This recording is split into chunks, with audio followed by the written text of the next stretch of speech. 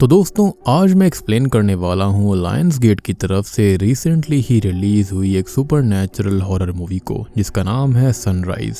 Movie interesting है, अलग type की है, आपको देखने में मजा आएगा। तो चलिए अब बिना किसी देरी के चलते हैं सीधा वीडियो की तरफ।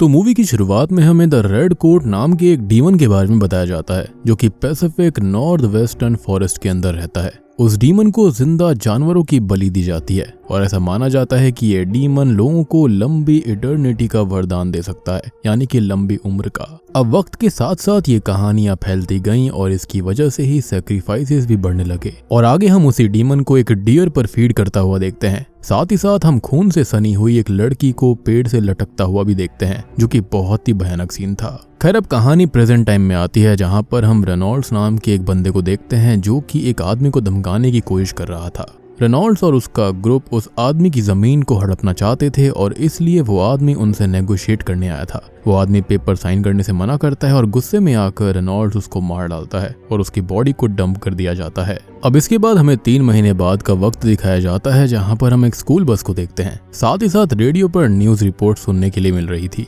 न्यूज रिपोर्ट में हमको ये पता चलता है कि उस इलाके में जानवरों की मौतें हो रही हैं और लोग इसका कनेक्शन रेड कोट से लगा रहे थे।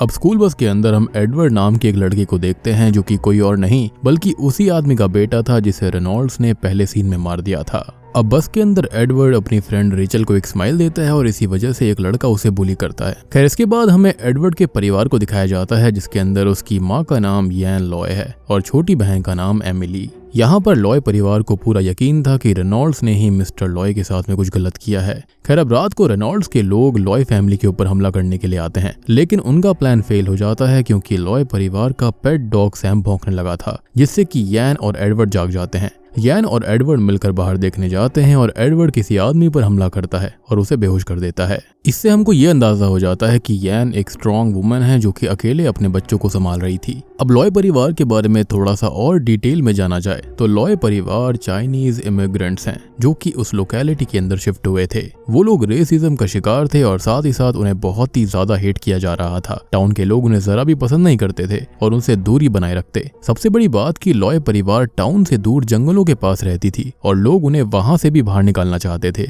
मतलब उनको पीस बिल्कुल नहीं दे रहे थे।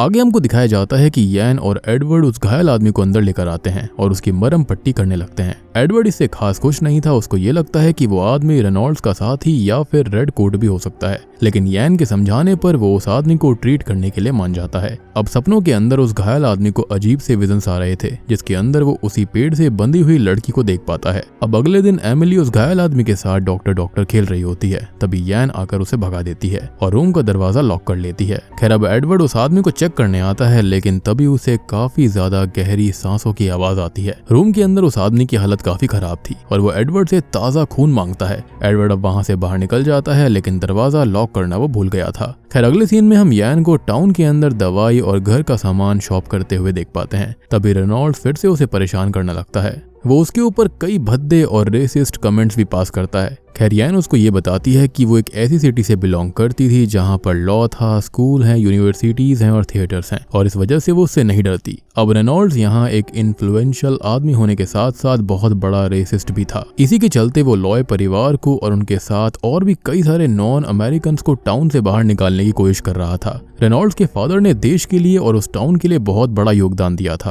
और इसके चलते उसके परिवार को लोग रेस्पेक्ट करते थे, लेकिन वो इस रेस्पेक्ट के काबिल नहीं है। खैर एडवर्ड की फ्रेंड रेचल कोई और नहीं बल्कि रेनॉल्ड्स की ही एक लौती बेटी है, यानी कि शुरुआत के अंदर जिसे हमने बस में देखा था। बात रही रेनॉल्ड्स की माँ की तो वो भी इन बुरे कामों में अपने बेटे का साथ दिया करती थी। वो भी इक्वली रेसिस्ट थी। खैर अब जो लोग लॉय परिवार को नुकसान पहुंचाने आए थे वो जाकर रेनॉल्ड्स को फेल हुए प्लान के बारे में बताते हैं और वो उनसे गुस्सा हो जाता है और उस कुत्ते को ठिकाने लगाने के लिए कहता है। तभी एडवर्ड घर पहुंचता है और उसे एमिली के खेलने की आवाजें आती हैं तो वो जल्दी से उसके पास जाता है और उसे उसी स्ट्रेंजर के साथ खेलता पाता है। स्ट्रेंजर यहाँ पर एडवर्ड को धमकाता है और उसे ताजा खून लाने भेज देता है। अब एडवर्ड एक मुर्गे को मारकर उसका खून उस स्ट्रेंजर को देता है और तभी हम ये देखते हैं कि वो स्ट्रेंजर उस खून को पी लेता है। अब अगले सीन में रेनॉल्ड्स अपनी माँ को अपने घर ले जाने के लिए मना रहा था क्योंकि उनकी तबीयत ठीक नहीं थी और उनकी बातों से ये प्रतीत होता है कि उसकी माँ के पास ज्यादा वक्त नहीं है। रेनॉल्ड्स की माँ एक बार ओन करती थी और वो अपने आखिरी सांसें उधर ही लेना चाहती थी।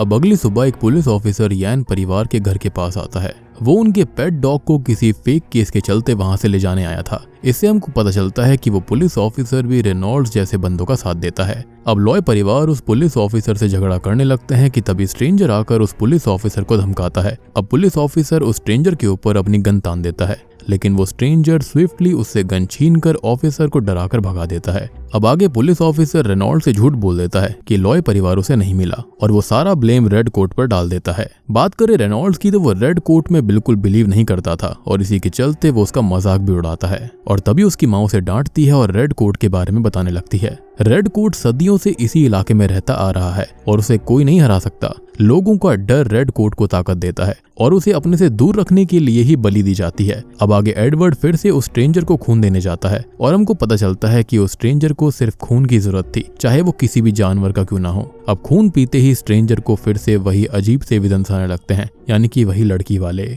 अब अगली सुबह यैन को सैम मरा हुआ पाती है और उसे बहुत ही बेरहमी से मारा गया था, जिसका मतलब साफ था कि ये काम रेनॉल्ड्स ने ही कर दिया था। उसने सोचा कि पुलिस नहीं कर सकती तो मैं खुद ही कर देता हूँ। अब यैन बहुत दुखी होकर प्रे करने लगती है और एडवर्ड उसको समझाता है। अब सैम को दफनाने में वो स्ट्रेंजर मदद करता है। सैम को दफनाने के बाद में एडवर्ड स्ट्रेंजर से रेनॉल्ड्स को हराने में मदद मांगता है, क्योंकि उसे अपने पिता की मौत का अंदाजा था और साथ ही साथ रेनॉल्ड्स को मार डालने का इशारा भी वो करता है। अब रात होते ही हम स्ट्रेंजर को रेनॉल्ड्स की माँ के बार में जाता हुआ देखते हैं और फिर हमको सच्चाई पता चलती है। इस स्ट्रेंजर का नाम असल में जॉन फैलन है और वो पेशे से एक पुलिस ऑफिसर हुआ करता था, या फिर ये कहें कि वो डेप्यूटी था। और डेप्यूटी फैलन को वेलफेयर चेक का कॉल आया था और वो इसी सिलसिले में रेनॉल्ड्स के बारे में इंक्वायरी करने चाहता है। फैलन मिसेस रेनॉल्ड्स की वाइफ से मिलने की डिमांड करता है, लेकिन रेनॉल्ड्स की माँ और रेनॉल्ड्स मिलकर फैलन को जलील करते हैं और बार से निकाल देते हैं, क्योंकि वो काफी पावरफुल व्यक्ति है। खैर प्रेजेंट टाइम में हमारा स्ट्रेंजर यानी कि फैलन माँ रेनॉल्ड्स के रूम में अंदर जाता है और उसके आईवी ट्यूब से छेड़छाड़ कर देता है। अब फैलन उसे डराकर वहां से निकल जाता है और हम देखते हैं कि माँ रेनॉल्ड्स को रेड कोट आकर हॉन्ट करता है और उसको खत्म कर देता है। खैर अब फैलन घर लौटता है और हम यैन को पहरा देते देखते हैं। उसको लगता है कि अगर उसके डॉग को मार दिया गया है तो शायद उनके परिवार को भी खतरा है। यैन फैलन को अपना पास्ट बताती है और उसे इस टाउन में शिफ्ट करने का रीजन भी बोलती है। यैन के हस्बैंड एक फार्मर हुआ करते थे और यही उनका अमेरिकन ड्रीम था कि यहाँ पर आना, और वो उसे अपने स्ट्रगल्स के बारे में बताती है और थोड़ी सेंटिमेंटल हो जाती है। तभी फैलन यहाँ पर यैन को ये कहता है कि वो आराम करें और उसके बाद वो खुद ही गार्ड करने के लिए बैठ जाता है। खैर अब फिर से हमें फैलन की 10 साल पहले की कहानी दिखाई जाती है कि किस तरह से रेनॉल्ड्स और उसकी माँ ने सोते हुए फैलन और उसकी बीवी को किडनैप करके मरने के लिए छोड़ दिया था। अब रेनॉल्ड्स फैलन और उसकी बीवी पर हमला करता है और रेनॉल्ड्स के घर से बाहर निकलते ही उसकी माँ आकर मामला अपने हाथ में ले लेती है। उसने फैलन और उसकी बीवी को पेड़ से बांध दिया था और वहां से वो निकल जाती है। खैर उनके जाने के बाद में फैलन को होश आता है और उसके पास हम एक डिमोनिक हाथ को बढ़ता हुआ देखते हैं। खैर मूवी प्रेजेंट टाइम में आती है और यैन की नींद खुलती है। बाहर जाकर वो फैलन को देखती है जो कि उनका ट्रैक्टर ठीक कर रहा था। और स्कूल में हम देखते हैं कि एडवर्ड और उसके बुली में झगड़ा हो जाता है और एडवर्ड को चोट आती है।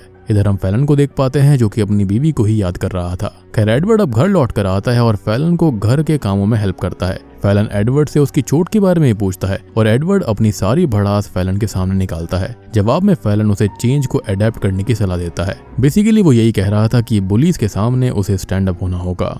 अब आगे हमें रेनॉल्ड्स को दिखाया जाता है जो कि अपनी माँ के कैस्केट पर बैठकर काफी ज्यादा दुखी हो रहा था। उसे खिड़की के बाहर से आवाजें भी आने लगती है और वो बाहर देखता है। गुस्से में वो रूम से बाहर जाकर पुलिस ऑफिसर से फैलन के बारे में पूछता है। पुलिस ऑफिसर उसको बताता है कि उसे ये बात स्टूपिड लगी, इसलिए उसने ये बात उस तक नहीं पहुंचाई क्योंकि वो 10 साल पहले की बात थी। अब रेनॉल्ड्स का गुस्सा और बढ़ता है और वो खुद ही फैलन से लड़ने निकल पड़ता है। असल में उस पुलिस ऑफिसर को फैलन को देखकर यकीन नहीं हुआ था कि वो वही है, क्योंकि जो व्यक्ति 10 साल पहले खत्म हो गया वो वापस कैसे आ सकता है। खैर अब रेनॉल्ड्स फैलन के ऊपर पीछे से हमला कर देता है जो कि ग्रेव के पास अपनी वाइफ को याद कर रहा था। रेनॉल्ड्स गुस्से में फैलन पर मुक्के बरसाने लगता है, लेकिन तभी फैलन उसकी गर्दन को काट लेता है और हम फिर से 10 साल पीछे चले जाते हैं, जहां पर हमको पता चलता है कि फैलन को खुद रेड कोट ने बचाया था और उसे इटर्निटी का वरदान दिया। असल में रेड कोट यहाँ पर एक काइंड ऑफ वैम्पायर है, या फिर ये कह सकते हैं कि ड्रैकुला है। रेड कोट ने फैलन को अपना खून पिलाया था और उसकी जान बचाई थी। तब से ही फैलन को जिंदा रहने के लिए ताज़ा खून पीना पड़ता है। और सबसे बड़ी बात कि फैलन एक नॉर्मल इंसान नहीं था, जिस वजह से वो लॉय फैमिली की मदद कर सकता था, क्योंकि कोई भी आम व्यक्ति यहाँ पर रेनॉल्ड से लड़ नहीं सकता था। एनीवेज अब प्रेजेंट टाइम में हम फैलन को अकेले होश में आता हुआ देखते हैं और रेनॉल्ड्स को कहीं जाता हुआ दिखाया जाता है। रेनॉल्ड्स की हालत ठीक नहीं थी और उसे बहुत अजीब फील हो रहा था। बार में आकर रेनॉल्ड्स एक ड्रिंक मंगाता है और उसके दोस्त उससे उसकी चोट के बारे में पूछते हैं। अब रेनॉल्ड्स को उस ड्रिंक की टेस्ट पसंद नहीं आती, जिसका मतलब साफ था कि अब वो भी फैलन की तरह ट्रांसफॉर्म हो रहा था वैम्पायर में। इधर फैलन भी घर लौट कर आता है और यान उसे उसके चेहरे पर लगे हुए खून के बारे में पूछती है और वो उससे झूठ बोलकर अपने कमरे में निकल जाता है। खैर अब रेनॉल्ड्स अपनी माँ के फ्यूनरल पर स्पीच देता है कि ये सब काम इन्हीं इमिग्रेंट्स का है और वो अब सभी लोगों को नॉन अमेरिकन के खिलाफ भड़काने लगता है। और यहाँ पर हम रेनॉल्ड्स को अपना आपा खोते हुए भी देख पाते हैं। स्पीच के बीच में ही वो रेड कोट के बारे में बात करने लगता है और गुस्सा होने लगता है। वो अपनी स्पीच खत्म करता है और हम ये देखते हैं कि फैलन भी फ्यूनरल को अटेंड कर रहा था, यानी कि वो उसके ऊपर नजर रख रहा था। कहीं ना कहीं वो समझ गया था कि उसने गलती कर दी है उसे काट कर। खैर फैलन घर लौटकर यान को भागने के लिए कहता है और उसको कन्विंस करने लगता है। अब यान सारी तैयारी करती है और एमिली को लेकर गाड़ी में बैठ जाती है, लेकिन तभी हम एडवर्ड को बस में देख पाते हैं। एडवर्ड बस से उतरता है और अपने बुली को चाकू के साथ पाता है। रेचल उसे पीछे से आगाह करती है और वो भागने लगता है। उसका बुली उसे पकड़ लेता है और उस पर हमला करता है। रेचल अब एडवर्ड की जान बचाने के लिए उनके बीच में आ जाती है और हाथापाई के बीच रेचल के पेट में चाकू लग जाता है और बुली वहां से भाग जाता है। अब एडवर्ड की आवाज सुनकर यान और फैलन उसके पास जाते हैं, पर वो लोग रेचल को बचा नहीं पाते। रेचल की मौत से एडवर्ड बहुत दुखी था और उसे देखकर फैलन को अपनी बीवी की याद आती है। अब सीन पास्ट में जाता है और फैलन जब वैम्पायर बन गया था तो उसकी बीवी मारी गई थी और उसने अपनी बीवी को एक प्रॉपर बैरियल दिया था और एक क्रॉस भी बना दिया था। और अब वो जाकर प्रेजेंट टाइम में उसी क्रॉस को बाहर निकाल लेता है ताकि वो रेनॉल्ड्स को खत्म कर पाए। अब फैलन रेनॉल्ड्स को ढूंढने के लिए निकल पड़ता है और रेचल को जिस बुली ने मारा था वो अधमरी हालत में पड़ा हुआ था और हम जानते हैं कि ये काम किसी और का नहीं बल्कि रेनॉल्ड्स का ही है। अब वो बुली को मरने के लिए छोड़ देता है क्योंकि उसने जो कुछ किया था गलत किया था। इनफैक्ट वो एडवर्ड के साथ भी गलत करता था, जिसके चलते फैलन ने उसको मरने के लिए छोड़ दिया। खैर अब बाहर निकलकर वो ऑफिसर से रेनॉल्ड्स का पता पूछता है और वो ऑफिसर डर के मारे उसकी लोकेशन बता देता है। मीनवाइल हम देखते हैं कि रेनॉल्ड्स ने लॉय परिवार को किडनैप करके फैक्ट्री में रखा था और उसने अपने ही साथी को बहुत ही बेरहमी से मार डाला था। रेनॉल्ड ये कन्फ्रंट करता है कि उसने मिस्टर लॉय की हत्या करी थी और रेचल की मौत की वजह से वो बहुत ही ज्यादा पागल हो चुका था। उसने अपना आपा खो दिया था, जिसके चलते वो लॉय परिवार को खत्म करने वाला था। अब एडवर्ड रेनॉल्ड्स पर पीछे से हमला करता है और मौका देखकर यान एमिली को लेकर भाग जाती है। यान एमिली को एक कबर्ड में छुपा देती है और रेनॉल्ड का सामना करने निकल पड़ती है। अब रेनॉल्ड्स यहाँ पर यान को मारने ही वाला था कि तभी फैलन आकर रेनॉल्ड्स पर उसी क्रॉस से हमला करता है। रेनॉल्ड्स हमले के बाद बहुत ही बुरी तरह से घायल हो गया था और लॉय परिवार बचकर बाहर निकल जाता है कि तभी फैलन जख्मी रेनॉल्ड्स को लेकर कहीं जाने लगता है। फैलन अब रेनॉल्ड्स को उसी पेड़ के पास लाता है जहां पर उसकी बीवी को मारा गया था। वो गाड़ी से फ्यूल निकालता है और चारों तरफ उसको छिड़क देता है। अब वो रेनॉल्ड्स के पास जाता है और उसे पकड़कर आग लगा देता है। अब रेनॉल्ड्स पहले तो डर जाता है, लेकिन बाद में फैलन का हाथ पकड़कर वो अपने फेट को एक्सेप्ट करता है, जिससे कि दोनों की मौत हो जाती है। और आप ये सोच रहे होंगे कि यहाँ पर फैलन ने खुद को क्यों नहीं बचाया। इसका सिंपल सा मतलब यह है कि फैलन और रेनॉल्ड्स दोनों ही ट्रांसफॉर्म हो गए थे और वो रेड कोट की तरह नहीं बनना चाहते थे। उन्हें किसी आम तरीके से मारा नहीं जा सकता था, इसलिए ही फैलन ने आग लगा दी। आखिर में रेनॉल्ड्स को भी शायद ये बात समझ आ चुकी थी कि वो इस तरह से नहीं जी सकता और वो खुद की भी फेट एक्सेप्ट कर लेता है। हम ये भी देख पाते हैं कि फैलन को तो रेड कोट की तरह जीना ही नहीं था, इसलिए उसने रेनॉल्ड्स के साथ खुद को भी खत्म कर लिया। अब आखिरी में हम लॉय परिवार को देख पाते हैं जो कि मिस्टर लॉय को और जो भी मारे गए थे उनको रेस्पेक्ट देते हैं और बूम, इसी के साथ में ये मूवी यहीं पर खत्म हो जाती है। तो दोस्तों ये थी सनराइज फिल्म की कहानी। उम्मीद करता हूँ कि आपको ये सुपरनैचुरल हॉरर मूवी लायंसगेट की तरफ से पसंद आई होगी। यहाँ पर रेड कोट के लोर को या फिर ड्रैकुला को एक डिफरेंट तरह से एक्सप्लोर करा गया है। उम्मीद करता हूँ कि आपको अच्छा लगा होगा। अच्छा लगा है तो वीडियो को लाइक कर देना, चैनल के ऊपर नए हैं तो सब्सक्राइब कर लीजिए। तो मैं आप सबको मिलता हूँ अगली वीडियो के साथ में, तब तक के लिए